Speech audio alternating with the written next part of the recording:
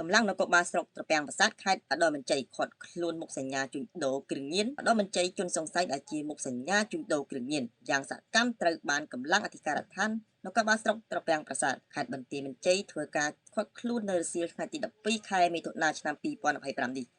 បន្ទាប់ពីជនសង្ស័យរូបនេះបានគេចខ្លួនពីការតាមចាប់របស់សមត្ថកិច្ចជាច្រើនលើកលោកវរសេនីតូជ័យវាសនាអធិការនគរបាលស្រុកត្រពាំងប្រាសាទបានឲ្យដឹងនៅថ្ងៃទី13ខែមិថុនាឆ្នាំ2025នេះថាជនសង្ស័យដែលសមត្ថកិច្ចឃាត់ខ្លួនឈ្មោះភលីហៅលីអាយុ39ឆ្នាំមុខរបរមិនពិតប្រាកដឃាត់ខ្លួនជនសង្ស័យ2នាក់បញ្ជូនទៅសាលាដំបងខេត្តពាក់ព័ន្ធទៅនឹងករណីកាន់កាប់អាវុធដោយខុសច្បាប់និងប្រើប្រាស់នៅសារខេត្តកំពង់ស្ពឺកាលពីថ្ងៃទី10ខែមិថុនាឆ្នាំ2025កម្លាំងមូលដ្ឋានកងរាជបុត្រហត្ថក្រុងច្បារមនបានចេញត្បាតតាមបណ្ដាផ្លូវលេខ 105A ដល់ចំណុចផ្លូវខាងលិចរបងសាលាខេត្តកំពង់ស្ពឺបានឃាត់ខ្លួនជនសង្ស័យ2នាក់ករណីកាន់កាប់អាវុធដោយខុសច្បាប់ស្ថិតនៅភូមិទួលគោកសង្កាត់ស្វាយក្រវ៉ាន់ក្រុងច្បារមនខេត្តកំពង់ស្ពឺបង្ក្រាបករណីគ្រឿងញៀននិងឃាត់ខ្លួនជនសង្ស័យនៅកំពង់ស្ពឺខេត្តកំពង់ស្ពឺមួយរយៈថ្មីនេះកម្លាំងកងរាជបុត្រហត្ថខេត្តកំពង់ស្ពឺបានធ្វើការបង្ក្រាបនិងឃាត់ខ្លួនជនសង្ស័យជាច្រើនអ្នកបញ្ជូនទៅសាលាដំបងខេត្តកំពង់ស្ពឺពាក់ព័ន្ធនឹងករណីរក្សាទុកជួញដូរនិងចែកចាយខុសច្បាប់នៅសារធាតុញៀនជាបន្ត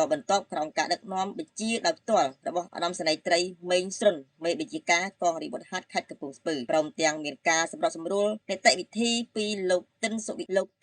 ចិត្រាព្រះរាជអាជ្ញារងអមសាលាដំបងខេត្តកំពង់ស្ពឺផងដែរនោះជាក់ស្ដែងក្នុងរយៈពេលប្រមាណថ្ងៃជាប់គ្នានេះកម្លាំងកងរាជបុត្រហត្ថខេត្តកំពង់ស្ពឺបានធ្វើការបង្ក្រាបនិងឃាត់ខ្លួនបានចំនួន2ទីតាំងផ្សេងគ្នាជាបន្ត